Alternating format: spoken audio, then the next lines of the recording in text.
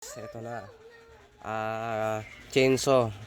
Ngayon, paano tayo mag-check kung good or hindi pa ang makina? Halimbawa sa mga bibili ng mga second hand, lalo sa 2-stroke. Una nyong i-check is ito. Tanggalin nyo yung pipe. Yan, tapos paikutin nyo lang to. Hatakin nyo konti full starter. Makikita nyo, ayun yung piston, no? Kamot na, oh.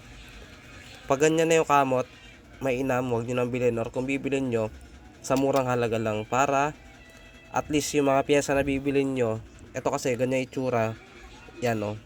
Pwedeng na overheat yan, kinulang sa tuti. Ayan, oh, kita nyo kayas na kayas, oh.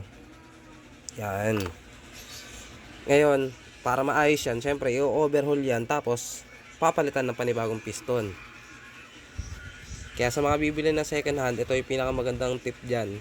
Tanggalin nyo lagi ang tambucho pag 2-stroke ka, lalo sa mga grass cutter o kaya sa ganito. Tambucho lang, makikita mo na kaagad kung good ang makina o hindi. Pag good ang makina, walang kayas yan.